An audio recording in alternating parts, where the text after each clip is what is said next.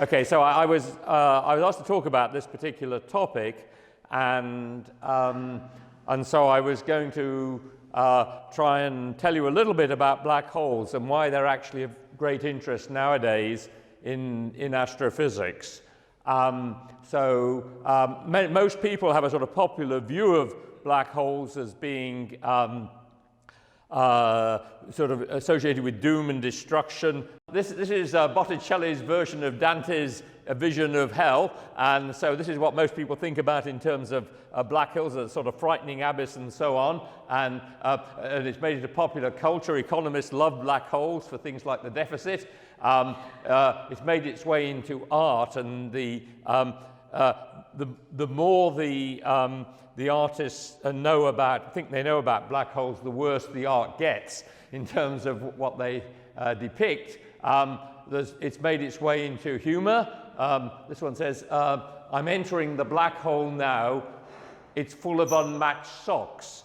Anyway, so there's a career for somebody who wants to make black hole humor. They've got a long way to go. So it's made its way into literature. I think we can only describe this as pulp fiction. Here the casualty may only be the English language. So and then, of course, it's made it, and I was going to say a little bit more about this into the movies, and there have been several of these. Here are two where I think the threat was greatest to the careers of otherwise promising movie stars. The first got some ideas right, but then threw in gravity-free zones, an evil genius, mechanical slaves, ESP, and Anthony Perkins, who was famous as the star of Psycho. It introduced some impressionistic stabs at the science and ends with the heroes going across the event horizon of the black hole and then contrives a happy ending. The second one here was quite understood about the event horizon, which is this surface around a black hole, and I'll say a bit more about that. And this is a sort of point of no return, you know, not even superheroes can get out of an event horizon, but these guys did, and I think it moved off into eventually it became a sort of slasher movie. Along the way, and the critics were not kind to it. So black holes have been there. So I'll come back a little bit more to the role in popular culture, but let's go back to the first icon I had, which was this is a place called Woolsthorpe Manor, which is in Lincolnshire, which is where Isaac Newton was born, and I know about it because I was born 3 or 4 miles away from it, and I boast about this, and I show pictures about the house I was born in, and so on, and nobody is in the least bit impressed. I feel quite hurt, actually, but you can tell Isaac Newton was born here because you can see the integral signs that are carved in Woolsthorpe Manor. That's where he invented the calculus. Actually, that's an extremely cruel joke because that's Newton. There's Leibniz. He's the one who invented the integral signs, and of course Newton fought bitterly with him. So we better get rid of him. So that was Leibniz. Now, of course, Newton is famous in physics for inventing apples, and they do something like that. But he actually noticed the moon, which does that. And he recognized it was the same sort of thing. And this is called gravity. And of course, to a physicist, I won't show many equations, but this is one that you might have seen. It's basically an expression that relates the force between, say, the apple and the earth, or the earth and the moon, or the moon or the earth and the sun, or something like that. And it says it varies inversely with the square of the distance between them. And then it's related, as Newton realized, to a quantity called the acceleration. And this was the foundation of what I might call classical physics, and it was used in many different variations. And indeed, the sort of continuation of this chain of ideas is the basis of much of the physics we do today, and in particular much of that's used for practical purposes and engineering and so on. So this was Newton's view of gravity. It was an invisible force. So if I've got a fist there and a fist there, the gravitational force between them is going to be inversely proportional to the distance, square of the distance between them, but it's an invisible force, and it's some sort of tugging thing. And Newton did not regard this as a satisfactory explanation, but it gave the right answers as far as he could tell, and in that sense it was a very successful theory. Now if we go on to Albert Einstein, he conceptualized a very different approach to gravity, which is a little bit harder to understand if you haven't actually been through this, but I'll do my best. There were several elements to this, and I'm obviously just going to give a once-over superficial view of it, but basically one of the things he did was to unify space and time. We're sort of used to thinking about space, and so we'll have sort of, three dimensions like that. And so if you're an architect, we'll think about up and down, side to side, front and back, and so on. And we'll think about three-dimensional space.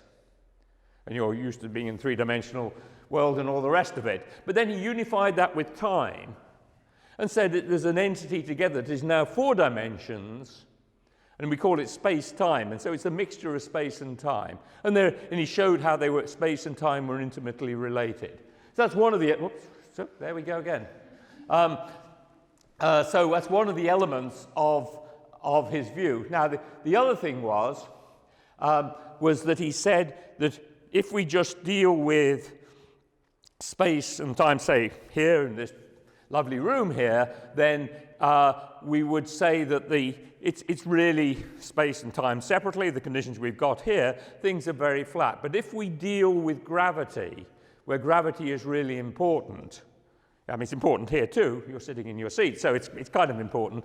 But if we... I don't know why that is. I can't imagine why. I've never seen that before. If you're dealing with gravity, then what it actually does is it curves space-time. So we can think about it a little bit like this here, of having a weight or Earth in some rubber sheet here, and there's a curvature. This is just a curvature in a 2-dimensional surface, but it's actually a curvature in 4-dimensional space-time. So he says what gravity really is, according to Albert Einstein, is a curvature of space and time together called space-time. And then that space-time, that curvature, tells, for example, the moon how to go around the Earth, or the apple to fall to the Earth to go around the sun. And what it does, it says the rule is you just go the fastest way, essentially, from here to there. You just go the fastest way from here to there. That's the way you go. And we have a sort of more sophisticated understanding of that. But it's a much better explanation of what's going on when what we would have called a gravitational force that's invisible was working. It's now been replaced by curvature. And that curvature is, in fact, created by the matter. So if we've got, say, the Earth here and the apple tree over there, then the Earth creates curvature around it, and the apple is following a sort of essentially a straight line in that curved space-time. And that's a good conceptual description. And of course, he has to have an equation too. So he has an equation that says g equals 8 pi t. Now, 8 I can probably explain to you. Some of you who are sophisticated, I explain pi to. G and t require a little bit more physics. So what it really means is that g, what are we doing here? That's right, yes. G is the so-called curvature. It's a measure of how curved the space-time is. It's sort of code. Think of it as code for that. It's actually something you can calculate very accurately, but think of it as code for the amount of curvature. And T is what we might call matter, or more generally, any stuff around in the universe. That's what's causing, if you like, the gravitational curvature. And here's the curvature here. And this famous formula, which underlies general relativity, is the one that we know to be very accurate. And it makes small deviations from the theory due to Isaac Newton. Isaac Newton got everything almost exactly right, but Einstein said, well, you won't quite get this bit right. I'll get a slightly different answer. And everywhere we've checked, sometimes with very high accuracy, Einstein's shown to be right. So it's So that's one of the reasons why, within the limitations of general relativity, which go much further than Newtonian theory, physicists nowadays believe that it's a very good approximation, at least, and probably the correct theory at the sort of in the regions where it's meant to be, because it's been tested experimentally a lot. We'll say a little bit more about that. Okay, so having just introduced gravity, let me go down to the topic of the day, which is black holes. And as I said, people have this sort of conception of a black hole as almost a metaphor for something bad and terrible, but in fact they're actually quite useful in the universe. The first person to really think about this was an English cleric. In fact, he was a professor of geology, and I think he wanted to get married, and that wasn't allowed. So he became a cleric, but he was kept on doing experiments. And one of the questions he asked was, suppose we had a mass that was so concentrated that what we call the escape velocity, the speed with which, say, a rocket or a stone or something like that, would have to get out of the gravitational field, if you like, to escape from that body. You know, you have to get a rocket off the Earth to go to Mars or something. You have to have an escape velocity. Well, suppose that was equal to the speed of light? Then the light wouldn't be able to see it. Light wouldn't be able to get out. So it had to be so concentrated. And he speculated about this, others like Laplace and so on did. And so the sun, we might say, had a little bit of curved space-time around it like that. But a black hole had much more curvature there, and it was so curved that however hard it pedaled, light was not able to get out of that gravitational field. And so we say there's some sort of surface around here called an event horizon. And that's, as I say, the imaginary surface that you just can't get out beyond. You're trapped within it. And only superheroes in movies are able to go backwards and forwards across it. And I will qualify this a little bit. If one deals with the very tiny things where quantum mechanics holds sway, some of the statements I will make need modification, but I'm talking about astronomical black holes, and they're much, much, much bigger than that. So the next person to really came in the story was Karl Schwarzschild, who was a German soldier and a director of an observatory in the First World War, and essentially in the First World War under terrible circumstances. He got hold of Einstein's theory very soon afterwards, and he solved some of that simple-looking equation. This is in fact very complicated. He solved it and made a mathematical description of a spherical black hole, one that looks the same in all directions. So he was able to make that description, and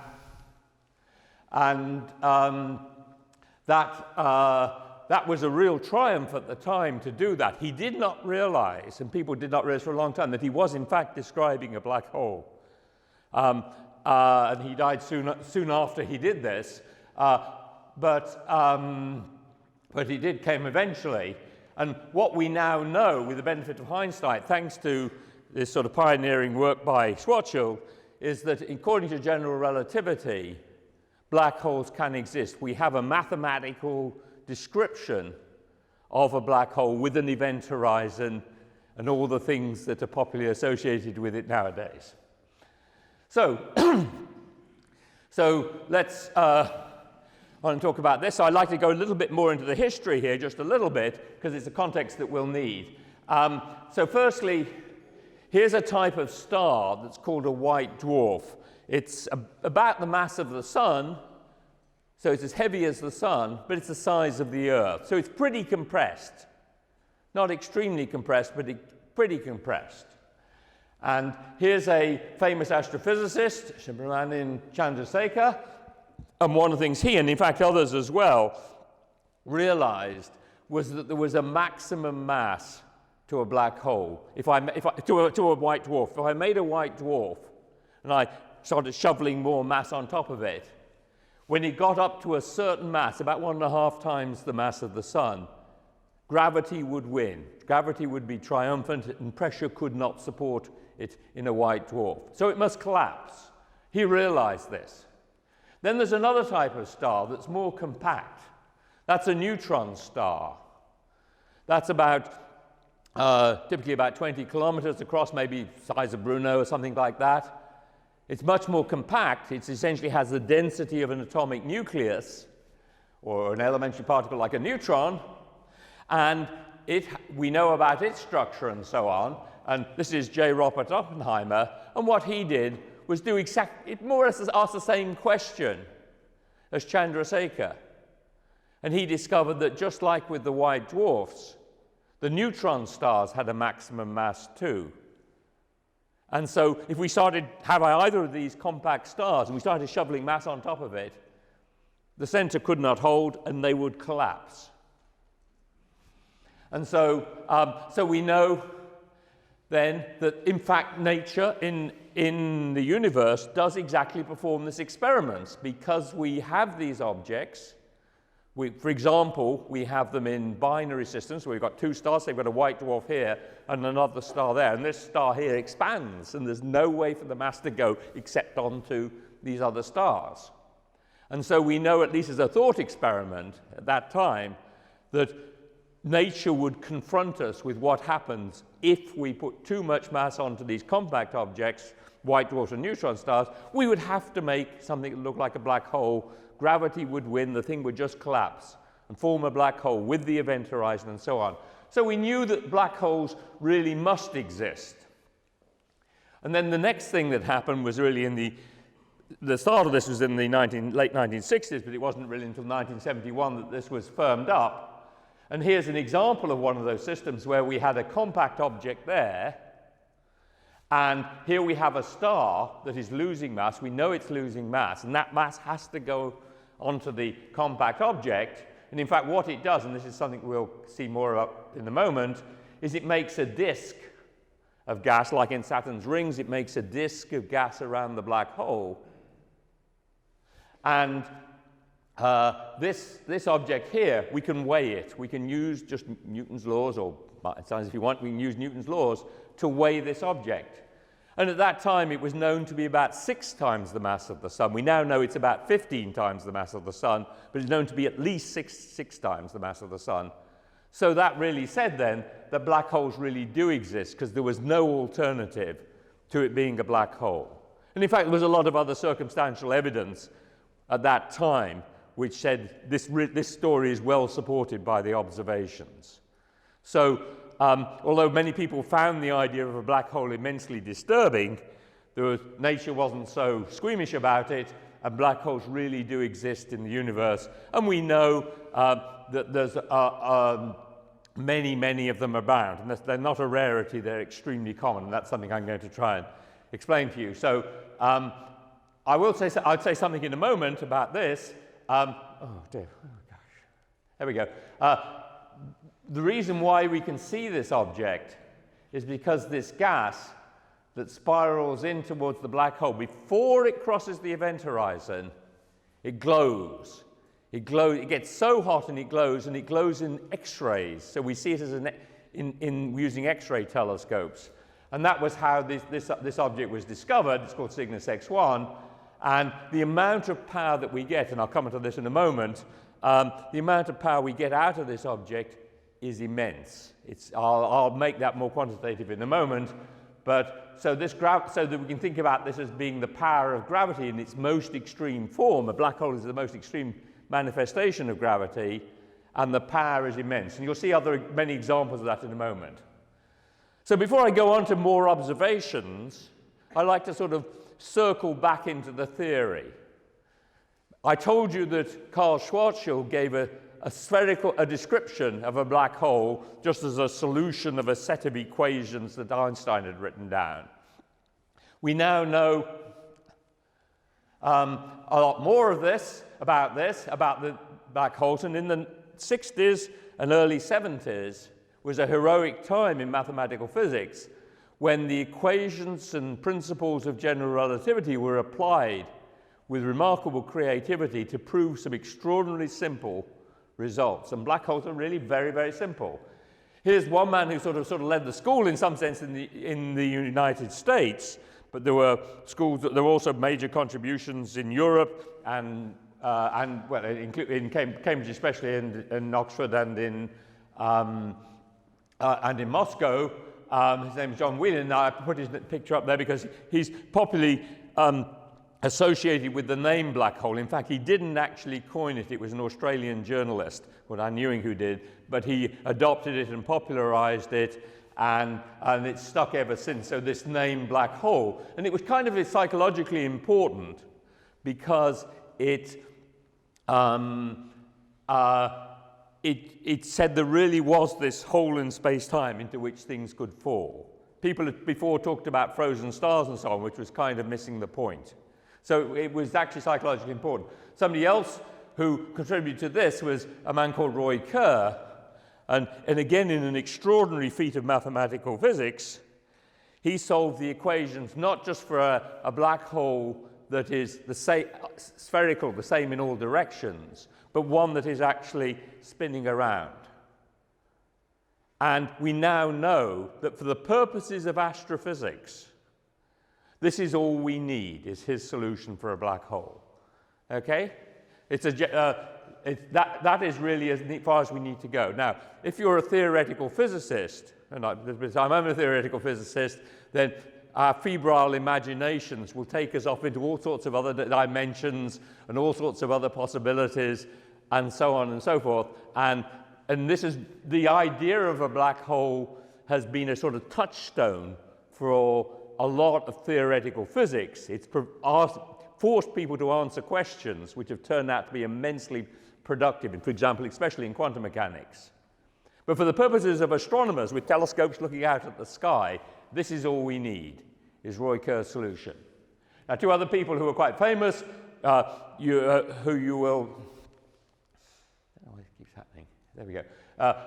Who were also instrumental. There were many heroes of this epoch. One is Roger Penrose, who's quite famous for many things. I won't list them. And he realized some very important introduced methods and very important properties about how black holes were formed and how they would behave. And then the other person was Stephen Hawking, who worked originally with Penrose, but also independently, produced many important concepts for both for black holes that have been observed by astronomers and for those which may one day be observed by astronomers but haven't as yet. So all of these were great heroes. And so the key point I want you to take away from this, though, is that all we need to describe a black hole, they're such simple things. They could have been very complicated, like, you know, the Earth or something. But all they really need is the mass and how fast they're spinning.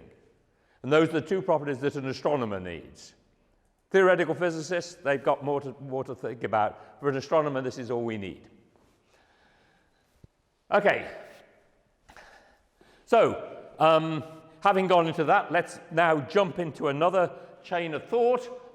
This is the movie Interstellar. Now, unlike the movies I exemplified before, this one has a heroic attempt to get the physics portrayed right, and there's a certain tension here between the dramatic needs of a director and the fastidious needs of my colleague Kip Thorne, who was the sort of creative origin of this. And how many people have seen this movie?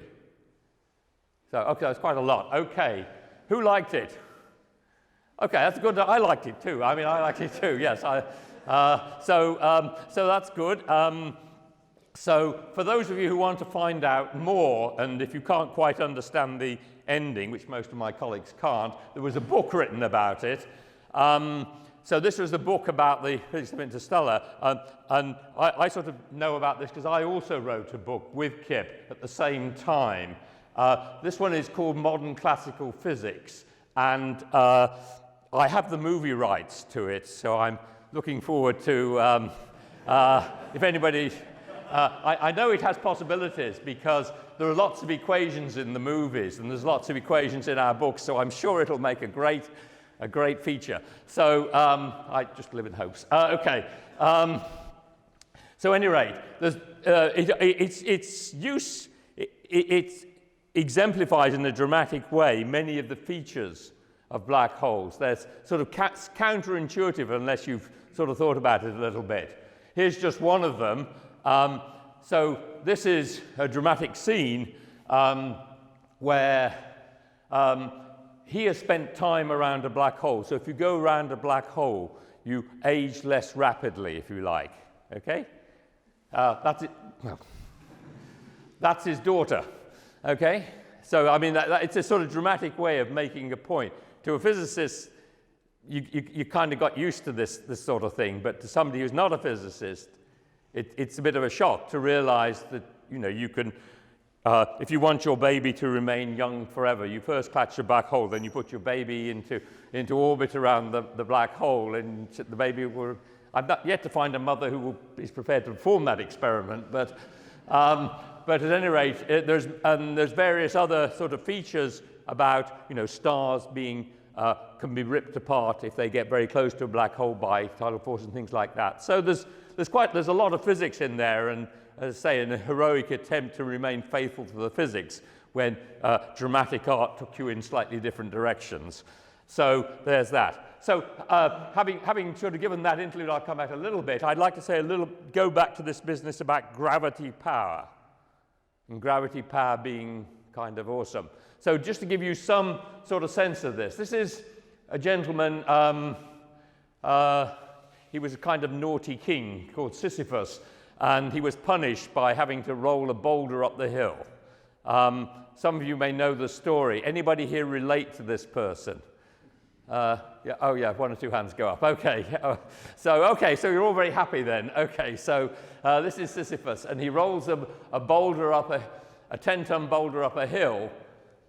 Let's say a 100-meter hill. I think this is a Mount Bruno or something. It's about 100 meters, isn't it? I think, yeah. Okay, and then so it takes some energy to get up there, and then the boulder rolls down in the story. So you ask how much energy and motion has it got at the bottom, and it's got a certain amount of energy. I won't quantify it, but let's ask what the equivalent is. So this 10-ton boulder, we can get the same amount of energy from 3 kilograms of TNT, or dynamite will work just as good. That's explosive, that's good. 300 grams of something, you know, like gasoline or alcohol or candy. I don't know what you eat around here, but, you know. So all those are, it's about 10, you know, so it's a bit surprising that you get more out of candy than TNT, but there you are. But so you don't only need 300 grams of that. If you have a nuclear reactor and use nuclear power, then 300 micrograms, you know, a kilogram is 1,000 grams, a microgram is a millionth of a gram. So 300 micrograms of, say, fissile uranium will make the same amount of energy as Sisyphus has expended. And if we go to a black hole, where anything will do, if we imagine the gas matter spiraling around the black hole in a disk and releasing its energy, just like dropping an apple on the floor releases energy, that's 300 nanograms. So a nanogram is a billionth of a gram. So 300 nanograms of anything near a black hole can, in principle, release the same amount of energy as that. So this explains, I think, in a graphic, how it is we can see black holes across the other side of the universe when a modest amount of mass spirals into them, is because they're so energy efficient. And so anybody who wants to solve the so-called energy problem and so on and doesn't like nuclear reactors, then you should try first catch a black hole and then put it to work. Okay. All right.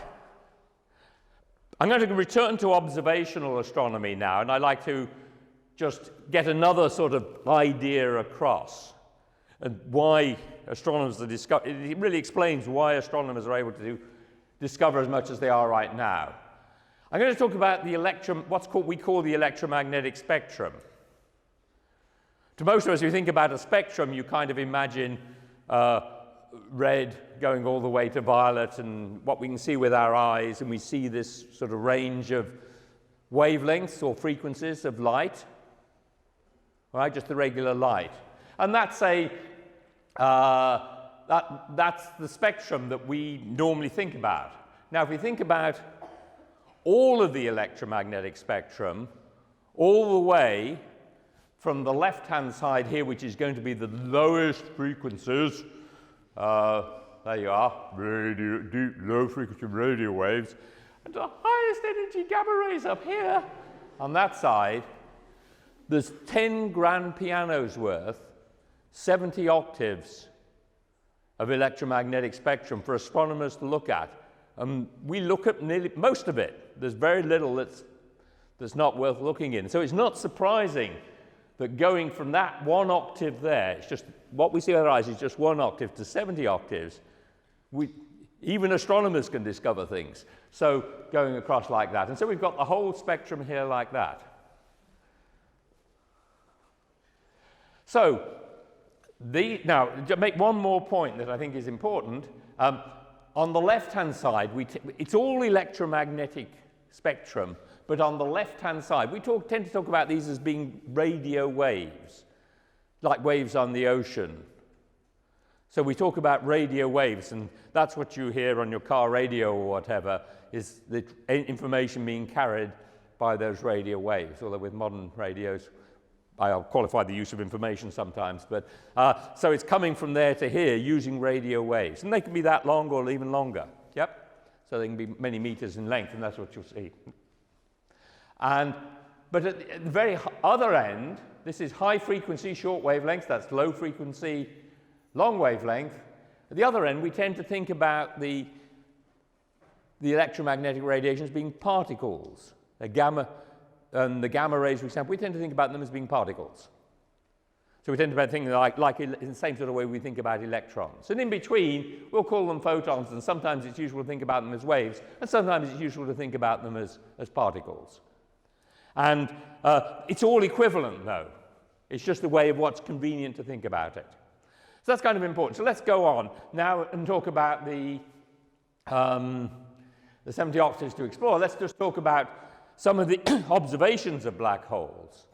Firstly, the example I gave you before, Cygnus X1, was in fact an object I said that was about 6 times the mass of the Sun at least, and we now know it's about 15 times that.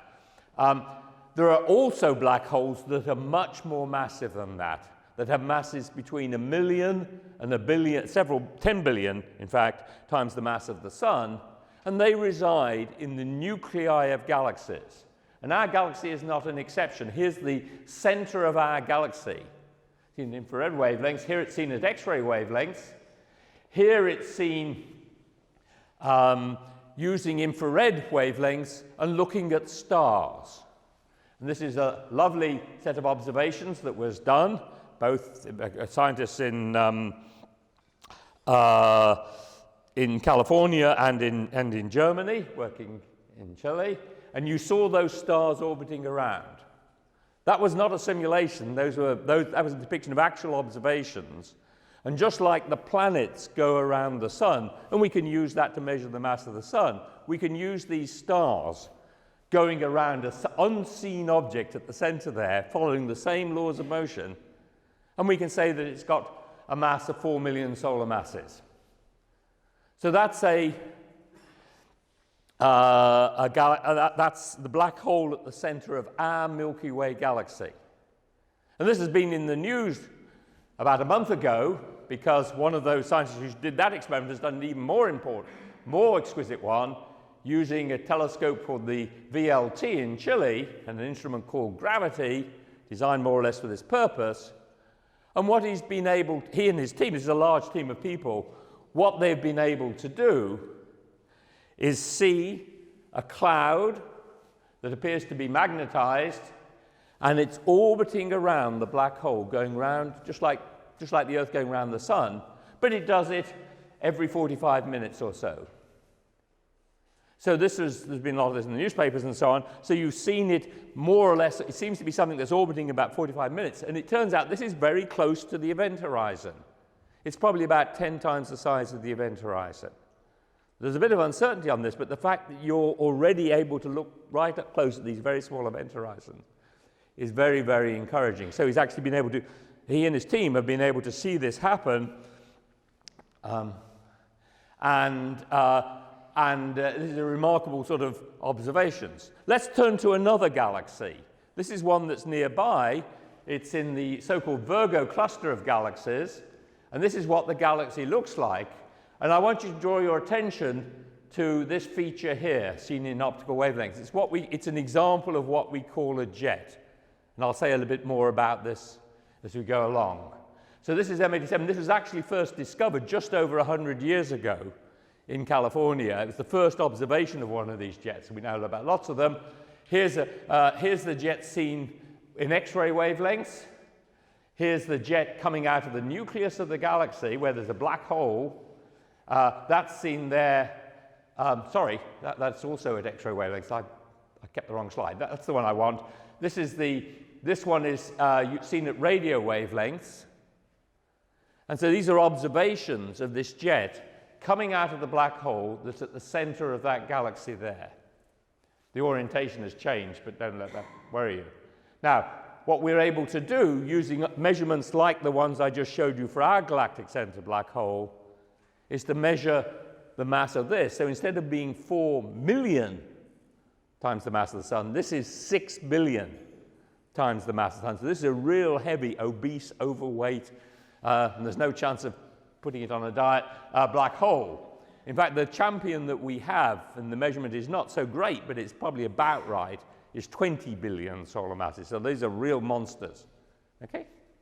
Now, what's going on here now is that the observations being made by radio telescopes, I say we use the whole of the electromagnetic spectrum. We'll do it again. This is observations. This is just a small stretch of observations. It was a 10-year program to observe the jet in this a galaxy called M87. And you can see here that the jet itself appears to have a structure. You're seeing the walls of the jet. Where you see the orange is where the radio emission is coming from. And radio telescopes used essentially in different continents are able to make this movie of the material flowing out from the jet at the center of the galaxy, that emanates from the black hole at the center of the galaxy. And here's even more recent, this is just a single still if you like, and already you're seeing again this sort of surface emission from the jet, and if you ask how much is that there, that's about 30 times the radius, about 15 times the diameter of the black hole. Okay? And already you're seeing structure there on a smaller scale. So we're seeing roughly already, using radio telescopes, down to about 10 times the size of the black hole. Now let's be clear what that is. This is a giant galaxy, much bigger than ours. Got 100 times as much mass or whatever than ours has. It's a giant galaxy. This black hole is no bigger than our solar system. It's tiny. And it's creating this enormously powerful jet that goes right outside the galaxy. Okay, we'll see more examples of this in a moment. So it's a bit like a nucleus of an atom. It's even more extreme than the nucleus of an atom, where you've got this tiny little nucleus and a great big atom around it. The atom, of course, small, but the nucleus is 5 orders of magnitude, is 100,000 times smaller. So this is as good as it's got so far, these observations of this particular galaxy M87. And you can see that we're starting to use telescopes to actually look at the black holes. You say, what are you going to see? Well, what we're going to see is the influence of a very strong gravitational field on all the things around it. It's going to be highly distorting. All those light rays are going to be highly distorted by passing past the black hole. We won't see light coming out of the black hole directly, but we'll see its influence indirectly. And this will be imaging we need. So let's move on. Here's another nearby galaxy. This is in another group of galaxies called a cluster. It's called Perseus A. This is on a slightly larger scale, but it makes clear what the structure is of these jets is. Again, the black hole's right in the middle there. From very close to the black hole, we're seeing these jets come out like that. Here's it seen a little more structure. So you can see we're trying to understand the astrophysics, the engineering, the cosmic engineering, if you like, of these black holes. And already we're imaging like that. And I'll explain why this is going to get better. This is what happens on the very largest scale. This is a galaxy in the middle of a cluster of galaxies. These clusters of galaxies, and Norbert is one of the world's experts on this, are full of hot X-ray emitting gas, shown here in orange. And what this galaxy does is it has essentially blown, these jets have done is essentially blow bubbles in this gas. And those bubbles are in some sense floating up. Now this thing here, I had to show this a couple of weeks ago, and it was, do people celebrate Halloween in the Czech Republic? All Hallows Eve? It's a big deal in the United States. And so this looks like a skull. And that is one of the motifs of Halloween, but never mind. Okay, but this is of course an X-ray image, and what you're seeing here is essentially these bubbles that are being blown by the jet, that are floating up in the cluster of galaxies. And so we know that the jets themselves are formed very close to the black holes. And so what we're sort of, on the brink of doing now is understanding how. Let me talk about another type of object, which is a quasar. And these were discovered by radio and optical astronomers working together in 1963. And they are typically, the powerful ones are 1,000 times more luminous than a whole galaxy full of stars. Giant galaxy full of stars, a quasar, a tiny black hole in the center of this galaxy, outshines the whole galaxy by a factor of 1,000. What it means is it's been given a lot of gas, a lot of gaseous fuel, and it's created enormous amount, that gas has glowed and radiated ultraviolet radiation and X-ray radiation. It has made giant jets. So this is the first quasar ever discovered. There's the quasar, and this is an active galaxy, and here's a jet coming out of it. It's called 3C273. It would have a better name than that, but that's what it is. And you can see a jet coming out of it. There's a more modern radio version of that jet. You can see structure on it. And another thing we know about this is this is an image made using this technique called very long baseline interferometry, which enables one to zoom in on the very centers of the galactic nucleus where the jet is formed. And so we look in the very central regions, we see features in here, and it moves. This is 1977 when this was made. This is 1979. That's 1980. And that's essentially, you can't read it there, that's 30 light years. So what we're seeing is some feature that seems to be moving across the sky. I'll do the arithmetic for you. It seems to be moving at 10 times the speed of light. So there's a feature moving across the sky at 10 times the speed of light. Now, those of you who aren't physicists but know some physics will say, well, nothing can travel faster than the speed of light. Physicists know that to be wrong because there is an exception, and the exception is a rumor. A rumor can travel faster than the speed of light, and it's okay because it carries no information. So we're all in good shape there. And but this is an example of what's called superluminal motion, and really, in terms of orthodox physics, it's just special relativity, an easy form of general relativity, and it's just an illusion. It's just a simple illusion. Nothing is really traveling faster than the speed of light. It just looks like it's traveling at the speed of light, there's no actual physical motion there. So Einstein is okay, special relativity is okay, and essentially what happens is I have some feature, say this here, it moves towards you, almost at the speed of light, and you will see it move across the sky faster than the speed of light, but the actual physical object is moving less than the speed of light. And this is again tells us that these most powerful jets that we see are ones that are pointed in our direction. They're bright, and they have all these funny effects. You might say it's rather improbable, but we see them because they're bright. We only see the ones that are pointed towards us in some sense, and that makes them very bright.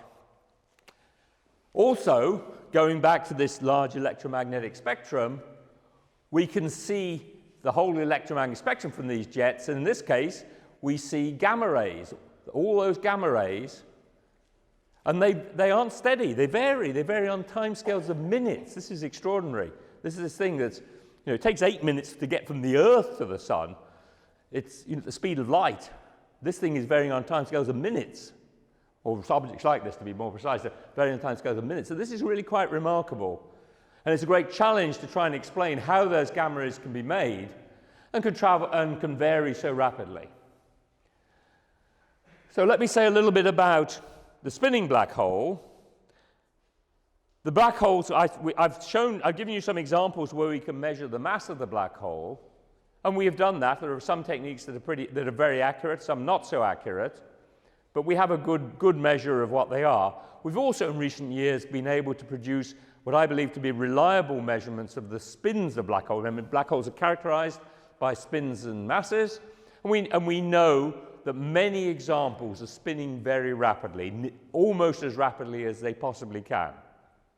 Okay, so Roy Kerr was not wasting his time when he got the solution for the spinning black hole, because we think it describes the typical case. So they spin fast. Now let's talk a little bit about what this has to do with the jets. I've sort of keep on going backwards and forwards between the sort of physics interpretation and the astronomy. So let's go back to the physics interpretation here. Here's one of my heroes, which is Michael Faraday, who was a great intuitive scientist who discovered much of the features of electromagnetism and much else besides. And one of the things he discovered was that if you move an electrical conductor in a magnetic field, you can make a current flow, and it can, for example, light up a light bulb. Now, if we do the same sort of thing with a black hole, we can regard that black hole, in fact it's event horizon, we can really regard it as being like an electrical conductor. Not a perfect electrical conductor, but a pretty good electrical conductor. In fact, it has a resistance, some of you may remember Ohm's law, so it has a resistance of about 100 ohms. This is all that you get from an electrical shop or something like that. It's nothing particularly exotic, it's just about 100 ohms or so. And if we spin it, then we're going to make a voltage, we're going to make a current. Okay? So if we do that, the magnetic field and the rotating conductor, it'll generate electricity. So how much? So here's how it goes. It's 1 billion trillion volts. That's kind of a lot of electricity. It's 10 billion amps. If we ask how much power is associated with this, it is, I thought you'd like to know this, 10,000 trillion watts. Now, of course, there are better ways of expressing this and so on, but this is extremely powerful. And this, we suspect, or some variant on this, what I've just described, is what is actually making those jets. It's taking the energy out of the spinning black hole using magnetic fields and creating those jets. So here's a simulation of this. And so it must be true if we can simulate it. So here we go. There's the magnetic field lines there going through the black hole, and here's gas around the outside, and that's the jets being formed in this way. Okay? So there's many simulations that people have done that. We don't have the full story in. The full story will come in when we can actually see this more close up.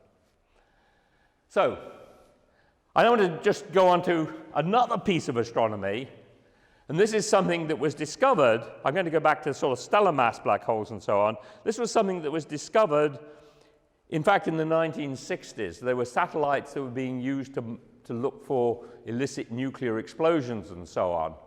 And what they discovered were sources of gamma rays, which, of course, originally they were worried that they were seeing nuclear explosions. They thought they were gamma rays. In fact, I was once present at a meeting where Russian and American scientists who've been doing this, this is during the Cold War, were arguing about their data furiously. So it's very frightening. But now all that is behind us, and the sources that they found, almost now on a daily basis, are called gamma ray bursts. And you can see them right across the universe, on the other side of the universe. They're so powerful. Now, what are they? They're flashes of gamma rays that last a few seconds. Some of them last less than 2 seconds, and we call those imaginatively short gamma ray bursts, and some last more than 2 seconds, which we call long gamma ray bursts.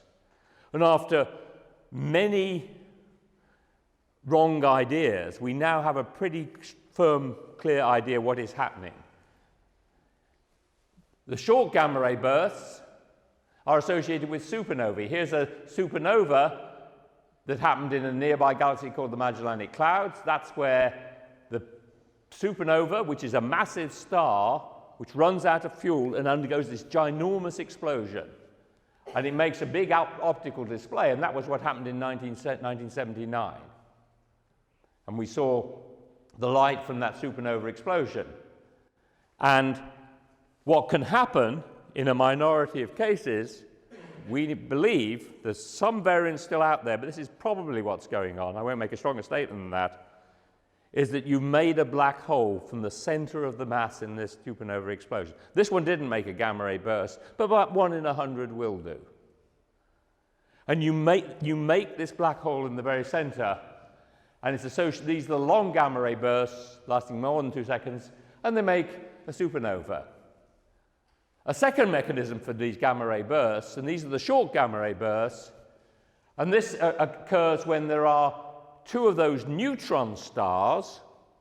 Remember, we mentioned the neutron stars, which I rejected as being candidates for the heavy compact objects, but they spin, they have magnetic fields, and as they, if you imagine this is a north pole like on the Earth and that's the south pole, and I go around like that, you see north pole, you see down the north pole, you see down the north pole, it makes a very good clock. It goes tick, tick, tick, tick, tick every time I spin. And it's a brilliant clock. It's competitive with almost competitive with the best clocks you could make on Earth.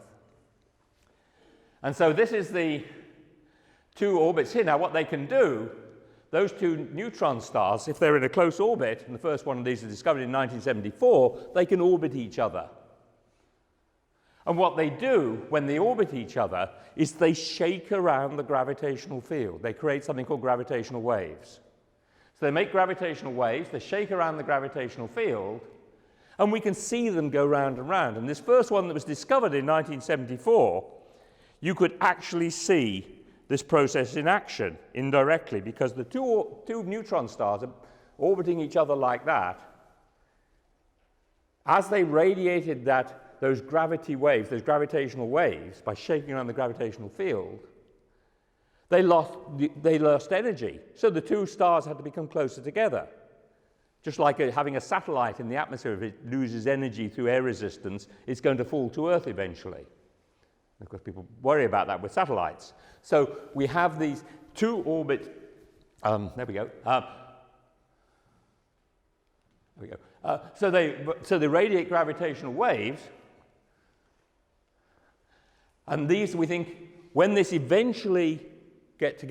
orbits eventually get together, then we think that makes the short gamma ray bursts.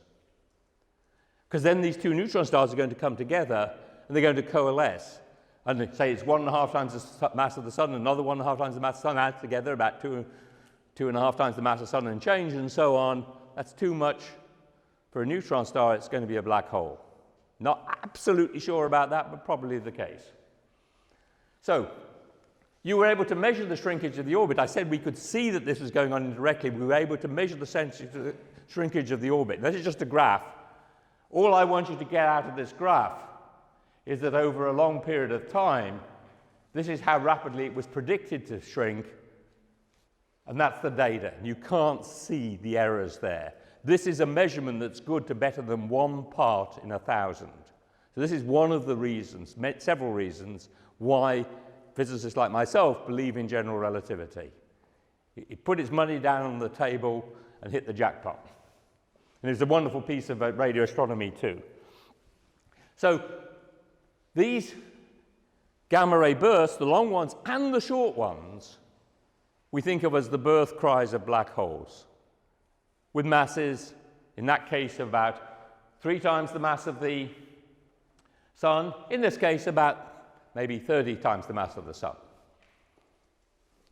So this is where we are now.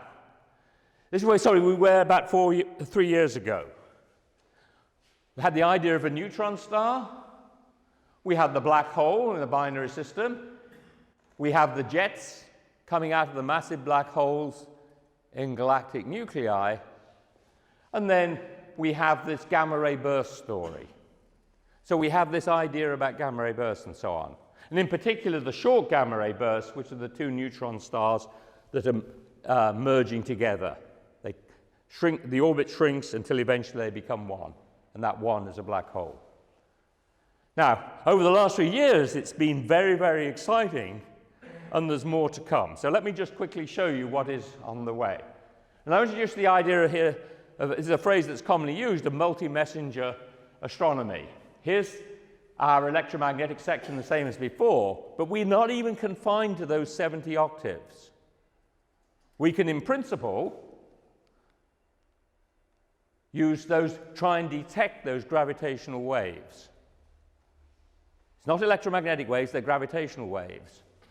And if we do, we see them low frequencies down there. There's a lot of grand pianos worth down there. And this is predicted by general relativity, so we know what we should be looking for, according to general relativity, which we believe. And so we say, how are we going to detect those gravitational waves? Well, you have to ask, well, what does a gravitational wave do? I know what an electromagnetic wave does. It makes music on my radio. So a gravitational wave, what will that do? So I want you to imagine this as being, let's say, 4 masses, one on my head, one on my toes, 2 like that. And a gravity wave is going to pass me by. Okay? So then what we're going to get is some motion of those masses that looks like that. That's what the gravitational wave will do. It's essentially a bit like a tidal action of the Earth. You know that the moon raises tides on the Earth, the sun raises tides on the Earth. It's somewhat like that. And those gravity waves are just going to pass by, and what they're going to do is make this motion if I had masses like that. That's a very tiny motion. It's the motions are small, 1,000th of the size of a proton, which I've already said is very small. But people were heroic, and they built detectors. Here's one in Washington, and here's one in Louisiana. It's called LIGO. This is the American version. And then there's the European version, which is called Virgo, which is in Pisa in Italy. And there are plans for many more around the world that will be built, that are under construction now, basically. And so we have these telescopes, and as you will almost certainly all know, this has been a successful scientific experiment. And in 1915, in September the 14th, there was the first detection, not of 2 merging neutron stars, but of 2 merging black holes. So we've got 2 merging black holes coming together just like those 2 neutron stars, and you saw a signal that essentially corresponded in the 2 detectors to the passing gravitational wave. So this is a black hole binary making a bigger black hole. And what did it do? We now know from the measurements there was 36 times the mass of the sun in one black hole, 29 times the mass of the sun in the other. The sum of those 2 should be 65, I know that, but the final one was only 62. Why? Because 3 solar masses, 3 times the mass of the sun, of energy was carried away by the gravitational waves. E equals mc squared and all of that, okay? So we've got 3 solar masses carried away, and I said these are powerful objects, 10 to the 13 galaxies, not stars, 10 to the 13 galaxies at peak power. Here's a simulation. And you're looking at a star field behind it, and it's a way of visualizing what you're doing. And there you've got 2 black holes, and they're going to sort of merge together very soon. And this is a simulation of what happened in that system. I think just let it happen. There it goes. And then it all settles down into a single black hole. Okay. So we now know of 6 of these black holes. Well, they know, the people doing the experiments know probably about 10 or 12 of these things, but they're not sure, and they're cautious. But they've got 6 validated ones. And basically, think about these diagrams here. We've got 1 black hole. This is the one we've just done. 1 black hole there and another one there. They merge together to make a larger black hole. Okay? So we've got 6 examples of those. And then what happened last year, in August the 17th, was they saw the first case of 2 neutron stars merging together, just like had been predicted for the short gamma ray bursts. And this has been spectacular. Here you've got 2 neutron stars. The combined mass is about just under 3 times the mass of the sun. It's almost certainly a black hole, but I won't swear to that. Okay? Not yet. Sorry, that one. But this case, where there's the neutron stars, we've also got a lot of accompanying electromagnetic radiation. We've got that whole electromagnetic spectrum there. And what do we have? we've been able to, my colleagues have been able to identify where this coalescence of new neutrons happened. It happened in a galaxy far, far away. It's 130 million light years away. And there you see the gravitational wave. So, whoops. And so we were able to know exactly how far away it is. They did the whole multi-messenger thing here. So they used the whole electromagnetic spectrum to observe it. And they showed that these gamma ray bursts, as was predicted, they make jets, just like the ones in the galactic nuclei. And here's a sort of simulation. This is now 2 neutron stars, not 2 black holes. And you'll see them come together. You see the time upscale measured in milliseconds, so I kind of slowed it down. This is a simulation, but this is a simulation that shows, that has the values of the masses and orbital periods that are appropriate. And then the 2 neutron stars that come together to make what will become a black hole and make a huge mess of gas flying out in all directions, and 2 jets that are going to come up in antiparallel directions here. Now this is, for an astrophysicist, this is nirvana. There's so much that will happen with this.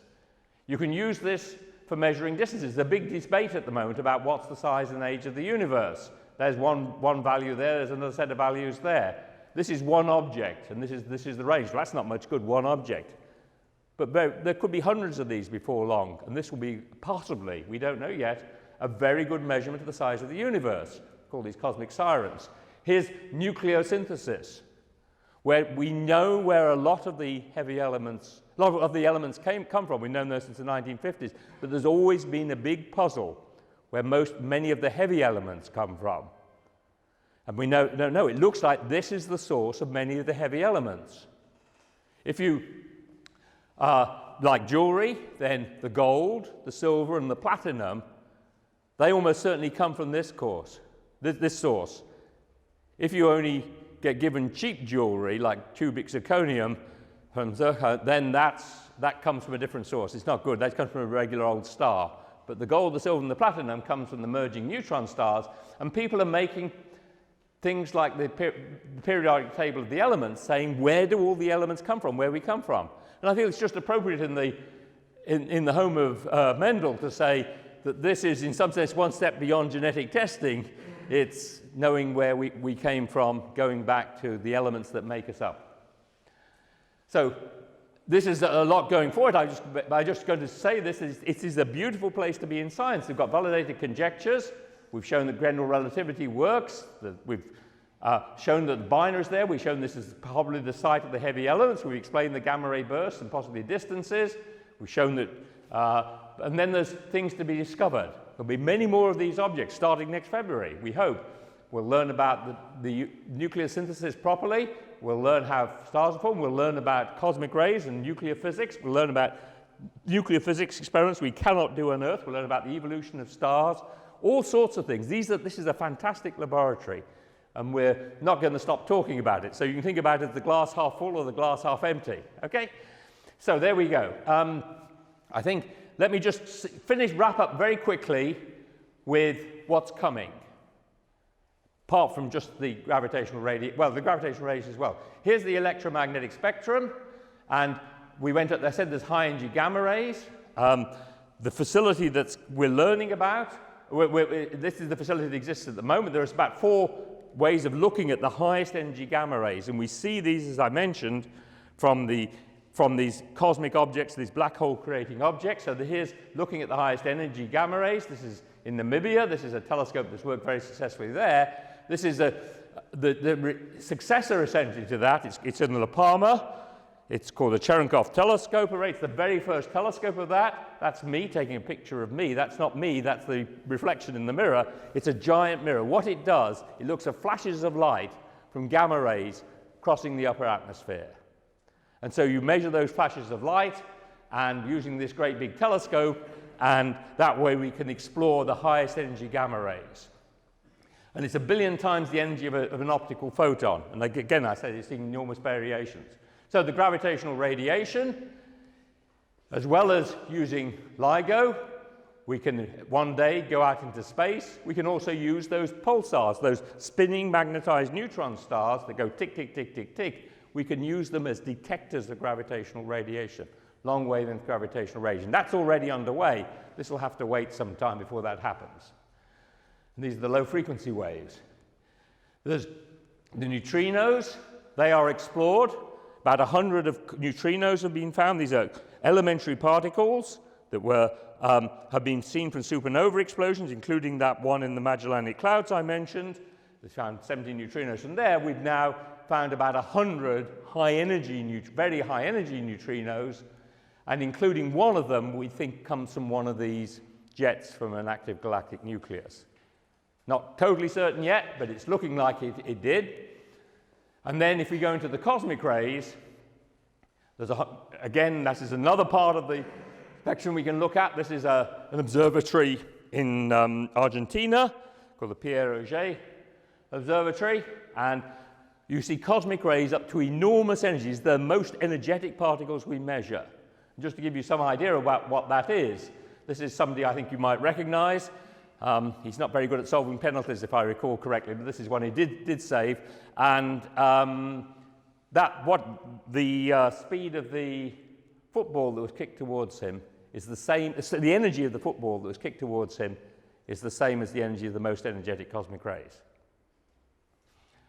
So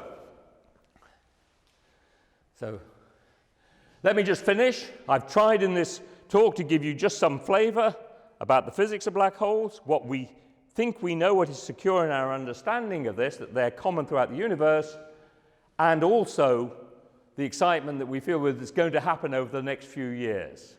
There's going to be observations of black hole event horizons using the Event Horizon Telescope. They're going to, as I mentioned before, be able to almost get down to the size of a black hole using these radio telescopes, and we're going to learn a lot from that. And then all these other techniques are going to contribute to our general understanding. So it's a time of great optimism and enthusiasm in this business. And if you want to read more about it, then here are 4 books that I recommend at a sort of popular and semi-popular level for learning more about the physics and astrophysics of black holes. So thank you very much indeed.